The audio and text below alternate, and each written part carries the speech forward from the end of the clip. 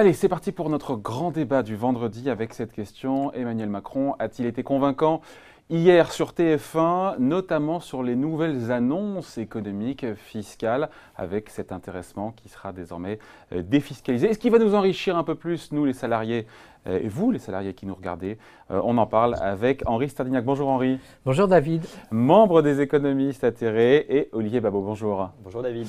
Professeur d'économie à l'Université de Bordeaux. Alors, encore une fois, on parlera un petit peu après, évidemment, de la SNCF ou des retraités, mais le gros morceau, la nouvelle annonce, vraiment ce qu'il y avait de neuf, c'était justement sur l'épargne salariale, le président qui annonce la fin du forfait social. On va expliquer évidemment ce que c'est pour les boîtes de moins de 250 salariés. Aujourd'hui, quand on verse de l'intéressement, quand l'employeur vous verse de l'intéressement, si vous versez 1000, en fait, il vous restera dans la poche 800 €. C'est 20% de forfait social. Est-ce que, à votre avis, les amis, ça va pousser vraiment, pour le coup, les employeurs à verser plus d'intéressement ou à signer, ou à ce que plus d'entreprises signent des plans d'intéressement et donc, in fine, une mesure de pouvoir d'achat? D'abord, il faut rappeler que ça s'applique aux entreprises de moins de 250 salariés et même de moins de 50 salariés pour la participation. Ensuite, celles qui en ont besoin. Ensuite, celles pour qui ça peut être cher, ce forfait social. Ensuite, le forfait social n'a pas été inventé par hasard.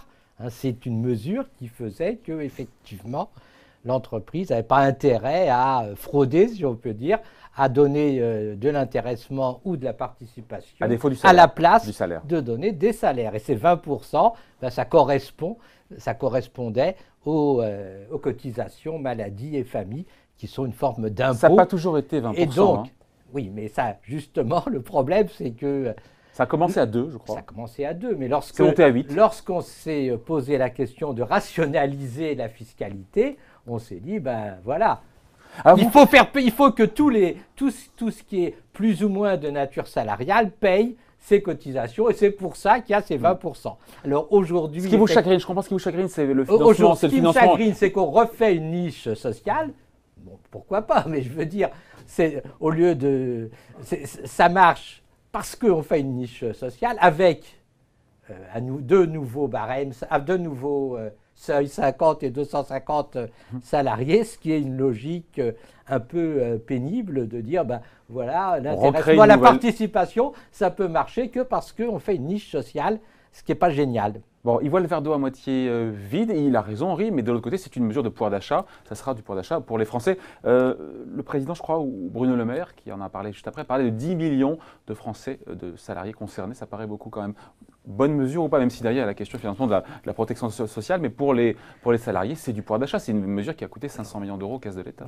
Oui, alors c'est vrai que ça peut paraître paradoxal, surtout juste après avoir augmenté la CSG. L'idée de la CSG, précisément, depuis qu'elle a été créée, c'est faire que ça ne pèse pas, on pourrait dire, uniquement sur le travail et donc sur certains revenus qui sont les revenus du salaire, et que la protection sociale, on pourrait dire, soit payée par tous les types de revenus, si vous voulez. Les placements, donc, quelque part, c'est voilà, les exactement, pensions. Exactement, c'était bien cette idée-là depuis le départ, et c'est tout le pataquès, évidemment, avec les retraités. Donc, quelque part, on recrée une sorte de niche à un moment donné où on dit justement qu'on va l'étendre. Mais sur le principe, je trouve qu'il y a ça va dans le bon sens, c'est en cohérence avec tout le débat autour de l'entreprise à mission. Vous ne pouvez pas à la fois dire il faut qu'une entreprise soit consciente du fait qu'elle ne représente pas l'intérêt de ses seuls actionnaires ou seuls propriétaires, mais que, entre autres parties prenantes, les salariés doivent être aussi justement associés. Ouais. Et quand vous êtes associés, quelle meilleure manière de les associer que les associer au succès. Et je rappelle que là, la participation, enfin l'intéressement, c'est évidemment, il pourrait y avoir des abus, mais enfin, la plupart du temps, il y a des conditions très précises. C'est parce que vous avez justement fait des bénéfices, créé de la valeur et réussi. Donc, ça peut vous aider à être associé à ça. Donc, je pense que si ça tombe à ce moment-là, c'est parce que c'est aussi dans la logique, on pourrait dire, de cette meilleure participation. Et je pense que ça peut avoir un effet d'augmentation, un effet peut-être de libération, et donc un effet de pouvoir d'achat réel. Mais ça ne veut pas dire que les salariés toucheront plus, mais que plus de salariés toucheront de l'intéressement, c'est ça, hein? C'est pas sûr, c'est pas sûr. D'abord, il n'y a pas 10 millions de salariés. Je pose la question. Il n'y a pas 10 millions de salariés qui touchent de l'intéressement. Il y en a 2 millions qui sont concernés éventuellement par la mesure. Les autres, c'est des gens qui... il y a 8 millions qui n'en touchent pas actuellement. Donc la question, est-ce que ça va inciter les entreprises à faire de l'intéressement? Si on passe de 2 millions à 10 millions, ça fait beaucoup de gens. D'accord, mais le problème, c'est est-ce que ça va être fait? Deuxièmement, pour les entreprises, il y a bien sûr la tentation de se dire on fait de l'intéressement au lieu de faire des hausses de salaire. Et ils voient le mal partout. Hein. Non, mais je ne vois pas le mal partout, mais je peux dire que là où je travaille, c'est ce qui a été fait. On a dit, ben voilà, vous allez avoir de l'intéressement au lieu d'avoir des hausses de salaire. Bon, voilà, c'est un argument qui permet quand même de faire des économies au niveau des cotisations sociales. Et c'est là, le danger. Par ailleurs, effectivement, la question se pose de changer l'objet social des entreprises, de dire clairement, ben, les entreprises, ce n'est pas seulement les actionnaires, c'est aussi les salariés, c'est aussi l'environnement, c'est aussi les collectivités locales, c'est aussi les usagers, mais ça concerne surtout les grandes entreprises et pas tellement les petites entreprises. Ouais. Et donc, c'est pas tout à fait le même esprit que le pacte. Encore une fois, je reviens à cette mesure de pouvoir d'achat qui a été présentée comme telle. Aujourd'hui, encore une fois, si votre employeur vous verse, jusqu'à présent, s'il vous verse 1 000 €, il vous restez 800 € l'année prochaine. Si il vous verse toujours 1 000, il vous restera 1 000 € dans la poche. Donc, ça fait bien 200 € de pouvoir d'achat de plus pour les salariés. David, vous êtes victime de cette propagande épouvantable du gouvernement qui consiste à dire si vous voulez avoir du pouvoir d'achat, la seule solution, c'est de baisser les cotisations. Et donc, voilà, on dit aux gens, on baisse les cotisations. Le problème, c'est que cette baisse de cotisation, il faudra bien la récupérer quelque part. Et Bruno Le Maire en a parlé. Bruno Le Maire en a parlé en disant... du coup, on est obligé de baisser les prestations sociales parce qu'il y a un déficit. C'est pas ce qu'a dit Bruno Le Maire. Il s'est exprimé sur Europe 1 hier en disant on va virer des niches fiscales sur les grosses entreprises, les plus grosses. Oui, voilà. C'est pas une baisse de prestations. On va voir. Un peu vite. On va voir. Il m'a déniaisé ou pas Alors, effectivement, l'effet n'est pas si clair, n'est pas si évident que ça. C'est un petit peu comme si vous disiez, on va baisser la TVA, est-ce que ça va avoir un effet de baisse des prix ou est-ce qu'au contraire, on va se récupérer sur la marge? Mon calcul est mauvais. Si mon employeur me verse toujours ses 1 000 €, maintenant j'ai 1 000, j'ai plus 800. Le calcul est celui-là, mais ce qui est vrai, c'est que… C'est 200 balles de plus. Il y a des gens qui pourraient dire, je suis surpris qu'ils ne le disent pas, à ce moment-là, l'entreprise, elle va verser 800 là où elle versait 1 000. Moi, ça me dérange pas tellement… C'est le risque. Non, je ne pense pas. Moi, ça ne me dérange pas tellement qu'il y ait une sorte de substitution de l'intéressement au salaire. Qu'il y a peut-être un peu moins d'augmentation de salaire, mais plus d'intéressement. Pourquoi? Parce que ça fait qu'on associe plus les gens, on motive plus les gens à la réussite de l'entreprise. Et quand l'entreprise mais c'est aléatoire, alors que l'augmentation, elle est pérenne.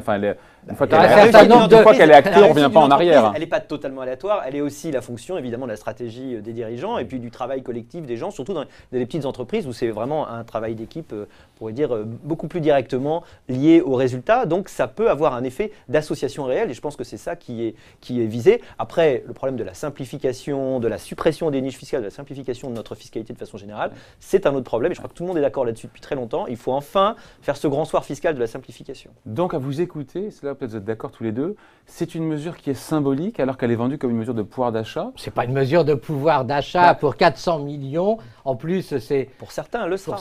Oui, mais en plus, autant que je me souvienne, ces sommes doivent être immobilisées 5 ou 8 ans. Donc, ça n'a pas d'impact direct sur le 5 ans si on les place sur un plan d'épargne d'entreprise. 5 ans, si on les place, s'il y a un accord au niveau de l'entreprise, 8 ans sinon. On ne peut pas la récupérer, l'intéressement? Si, on peut le récupérer, l'intéressement. Vous pouvez le récupérer. Mais on paye des impôts, on paye de l'impôt dessus. Soit vous payez de l'impôt, soit vous pouvez le récupérer si vous divorcez, si vous tombez chômeur, etc. Mais ce n'est pas un impact direct sur le pouvoir d'achat. Donc, c'est pas là-dessus qu'il faut voir. Mais je pense que l'argument consistant à dire c'est pour inciter les salariés à s'engager mieux dans l'entreprise est un argument plus valable.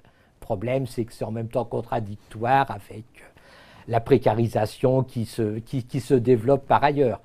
Donc, voilà. Il y a quand même, on a taxé Emmanuel Macron de président des riches, ça lui colle un petit peu comme un sparadrap, comme le capitaine Haddock. Mais derrière cette mesure, c'est pas justement pour corriger un petit peu le tir. Effectivement, c'est une mesure là pour le coup qui ne profite pas aux 0,1% les plus riches, mais bien à beaucoup de salariés. Et évidemment, plus on a un salaire élevé, plus on a un intéressement élevé. Mais encore une fois, moi, pour moi, c'est quand même 500 millions d'euros quasiment qui sont donnés en pouvoir d'achat aux Français. Alors le rapport aux impôts est quand même encore aujourd'hui, avec les territoires, en fait, l'épine dans le pied, je crois, d'Emmanuel Macron. Parce que le plus drôle, c'est que la croissance aidant, le taux de prélèvement obligatoire, la trajectoire est plutôt à la hausse en réalité. En 2022, on devrait avoir atteint 44,3% de prélèvement obligatoire, ce qui était en fait le niveau de 2016. En fait, mais c'est pas la faute du gouvernement. On est très très loin. Non, c'est la faute de ce qu'on appelle l'élasticité des recettes fiscales à la croissance. Non, mais c'est tout à fait terrible parce qu'en réalité, c'est la croissance qui fait cette augmentation de prélèvement obligatoire. Mais psychologiquement, c'est les recettes fiscales, il faut expliquer, rentrent plus vite que la hausse de la croissance. Voilà, c'est ça. Hein. C'est-à-dire que l'élasticité est plus forte, vous avez plus de rentrées. Et donc l'État, on pourrait dire quasiment à son corps défendant, n'est-ce pas, vous prélève plus en fait. En réalité, vous prélève plus qu'avant, ou en tout cas pas vraiment moins. Donc on n'a pas de baisse très claire, et même pas dans les 5 ans qui viennent, des prélèvements obligatoires. Et ça, je pense qu'aujourd'hui, c'est le vrai problème. Pourquoi ? Parce qu'il n'y a pas de réelle réforme en réalité de la fiscalité. Il n'y a pas de remise à plat du tout. Il y a eu quelques corrections, évidemment. Il y a eu un tout petit peu l'ISF, mais rien de substantiel de ce point de vue. Vous êtes pessimiste. Avec Hollande, Hollande avait réussi quelque chose de très bien, qui est que les revenus du capital et les revenus du travail étaient taxés au même taux. Il avait réussi, avec le forfait social, à petit réussir que tous les salaires effectivement payent des cotisations maladie et famille.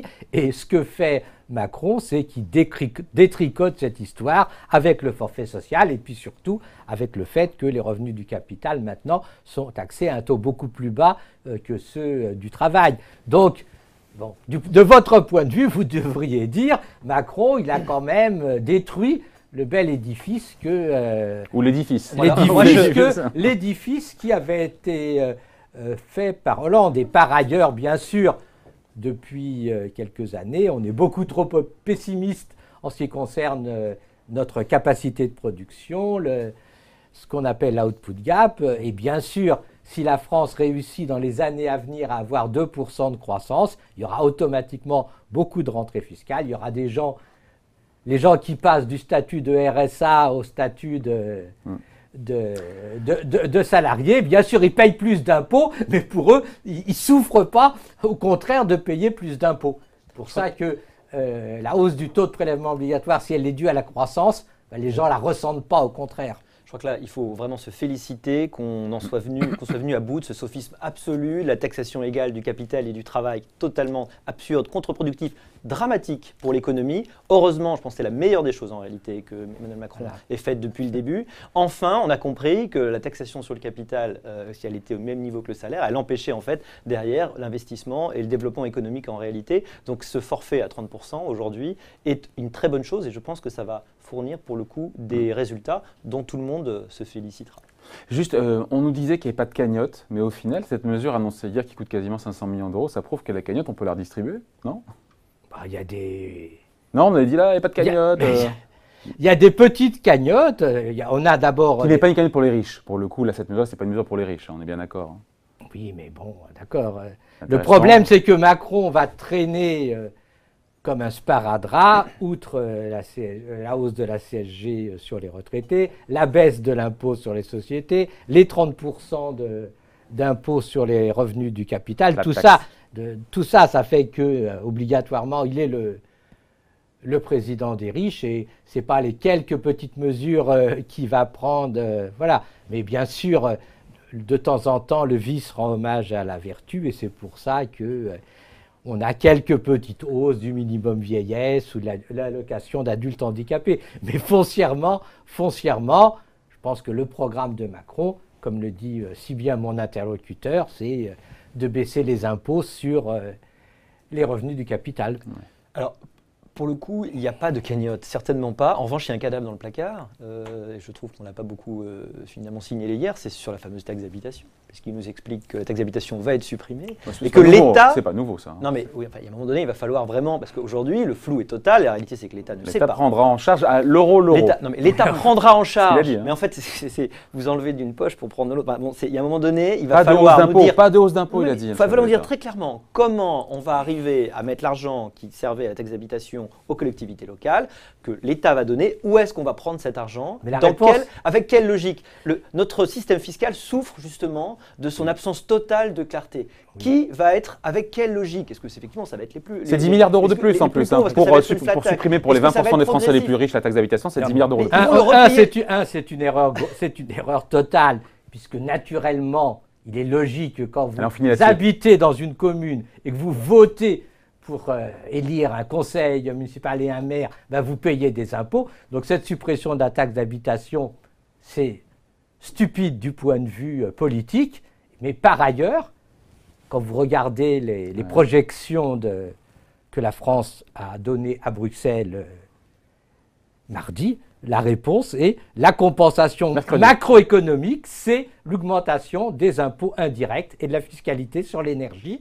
On nous va augmenter d'une quinzaine de milliards la fiscalité sur l'énergie, et c'est ça qui va qui va compenser en fait la baisse de la taxe d'habitation. Le tout maintenant, c'est de trouver le tuyau qui va faire passer de la taxe qui va faire passer l'augmentation de l'énergie vers les collectivités locales, sachant que politiquement, c'est absurde. Et ben voilà.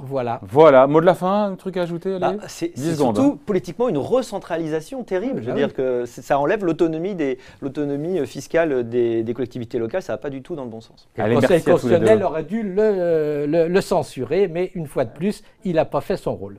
Exactement, ça lui arrive. Olivier Babot, merci à vous, professeur d'économie à l'Université de Bordeaux. Et merci également à Henri Sterdignac, membre des économistes atterrés. Merci à tous les deux.